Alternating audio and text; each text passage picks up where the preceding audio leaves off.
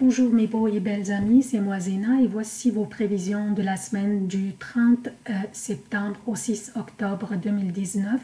Avant de commencer, j'aimerais encore une fois solliciter votre aide pour la continuation de la chaîne. Partagez les vidéos s'il vous plaît avec vos amis sur vos réseaux sociaux préférés pour offrir à la chaîne plus de visibilité, donc plus d'abonnés et plus de continuation.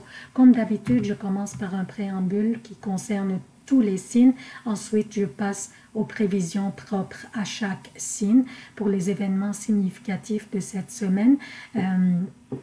Je vous laisse les lire en détail en gelant l'écran et c'est la même chose pour les emplacements des planètes pour ne pas prendre beaucoup du temps dans la vidéo. Puis, donc, je commence directement par le menu de cette semaine. Qu'est-ce que nous avons au menu cette semaine? Nous avons Vénus qui fera un carré dès le début de la semaine avec Pluton, juste avant que ce dernier arrête sa rétrogradation le 3 octobre. Nous avons Mercure qui change de signe cette semaine le 3 octobre pour entrer dans l'énergie du Scorpion où il va rester pour 9 semaines. 9 semaines. Pourquoi? Parce que vers la fin du mois d'octobre, Mercure va recommencer sa rétrogradation, puis il va arrêter, puis il va transiter direct. Donc, ça va durer 9 semaines dans ce même signe, dans le Scorpion. Nous avons le 4 octobre, Mars qui va changer de signe pour entrer dans son exil dans la Balance, dans l'énergie de la balance. Donc, ce sont les événements les plus significatifs au niveau des planètes. Alors, je commence maintenant, je reviens à lundi pour parler du carré entre Vénus et Pluton. Donc, dès le début de la semaine, nous allons avoir ce carré entre Vénus et Pluton, ce qui va apporter de l'intensité au niveau de nos relations ou de notre revenu, donc peut-être aussi nos relations professionnelles. Donc de l'intensité, soit au niveau de nos relations personnelles ou professionnelles. Une action stimulée par ce carré doit être prise. Si et seulement s'il y a un déséquilibre dans nos relations, s'il y avait un certain contrôle ou un certain abus, qu'il soit exercé par nous-mêmes ou par l'autre personne. Si nos relations nous apportent plus de peine que de la satisfaction, si nous sommes complètement consommés ou contrôlés par l'autre personne, et même si c'était nous qui contrôlons les autres. Ce carré incite à arrêter et essayer de voir les choses objectivement sans laisser nos émotions intervenir et nous aveugler. On doit nous poser la question, qu'est-ce que je peux faire pour corriger ce déséquilibre ou bien ce contrôle ou cette insatisfaction? Une action pourrait être une simple discussion à ce propos, pas nécessairement que l'action soit une séparation de l'autre, mais elle pourrait l'être aussi si nous arrivions à une impasse. Donc, parlons-en, discutons, et si quelqu'un est venu nous parler de son insatisfaction de sa relation avec nous, écoutons-le et ajustons nos comportements si nous voulons vraiment ne pas perdre cette personne. Mercredi, nous avons Pluton qui arrête sa rétrogradation pour recommencer son transit direct. Durant sa rétrogradation, Pluton nous a incité à réviser, à réévaluer les choses, à réviser et réévaluer nos craintes, nos désirs, nos peurs et nos angoisses. Maintenant que Pluton va recommencer son transit direct, la période de réévaluation est terminée et c'est le temps de prendre les actions nécessaires. Pluton opère de l'intérieur vers l'extérieur en faisant mourir les aspects de la personnalité en vue d'un renouveau. En termes d'événements, Pluton est susceptible de refléter des épisodes émotionnellement éprouvants. Maintenant, c'est la période de transformation vers les personnes que nous voulions être.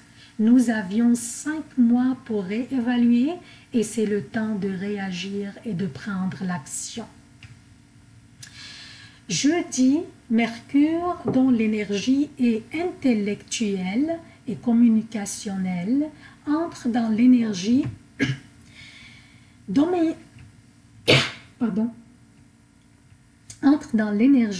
dominatrice, puissante, créative et intense et obstinée du Scorpion. Le lendemain, vendredi, Mars, le gouverneur du Scorpion, va entrer dans son exil dans la Balance. Mars, dont l'énergie est guerrière, assertive et agressive, entre dans l'énergie de la diplomatie, de la gentillesse, de l'équilibre, de la sympathie et de la romance de la Balance. Donc, attendons-nous à un partage intense et courageux des pensées et des opinions. Mercure veut partager de l'information. Il ne veut pas seulement réfléchir, il veut partager aussi. Et là, il est dans une énergie gouvernée par Mars, qui lui-même, Mars, est dans une énergie diplomatique de la Balance. Donc, c'est un peu mélangé. Hein?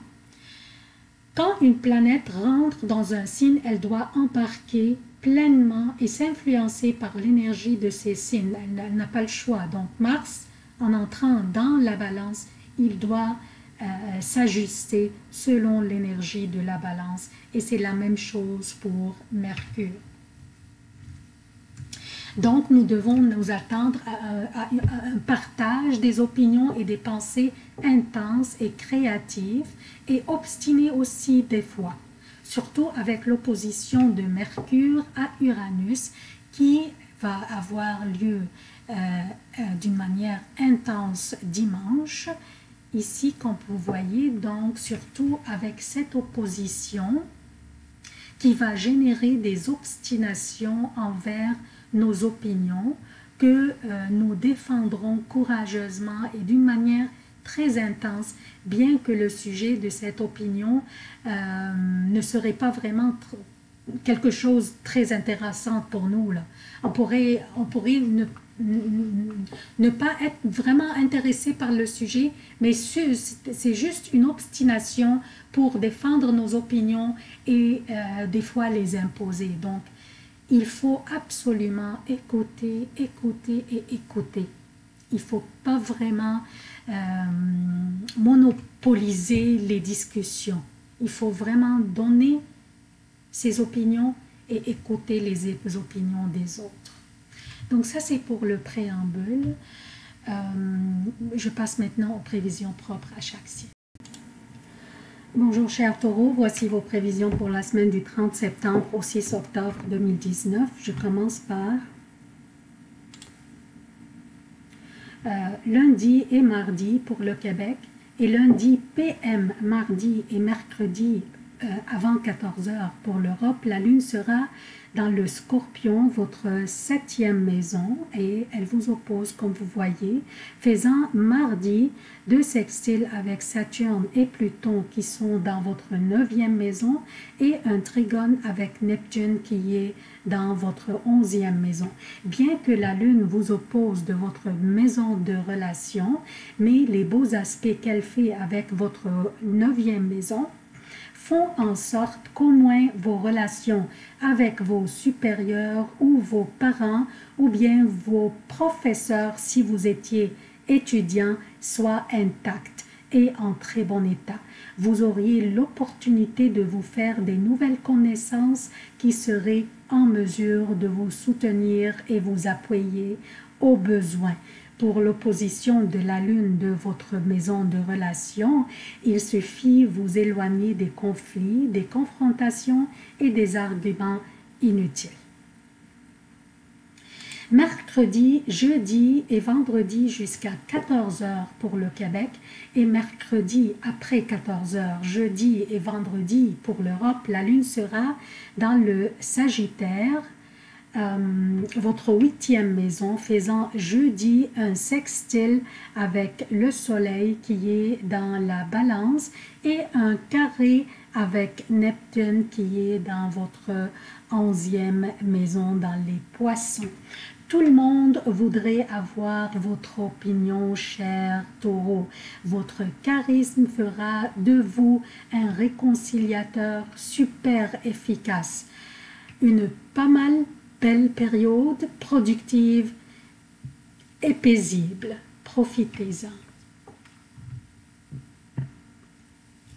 Vendredi après 14 heures, samedi et dimanche pour le Québec et samedi et dimanche pour l'Europe, la lune sera dans le Capricorne, votre 9e maison, faisant un sextile avec Mercure qui vient d'entrer dans le Scorpion, votre 7e maison, et un sextile avec Neptune qui est dans votre 11e maison. Une spiritualité paisible vous habite et vos relations et vos connaissances gravitent autour de vous, cher Taureau. Vous serez le centre de gravité de votre entourage. Votre efficacité et les moyens dont vous gérez votre temps seraient un exemple à vos collègues. Profitez de chaque minute de cette période. Elle vous appartient, cher Taureau. La lune est dans le Capricorne, qui est un signe de terre et très favorable pour vous.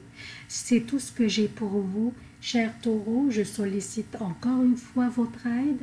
Partagez, partagez et partagez, aimez et commentez. Je vous aime beaucoup. À la prochaine.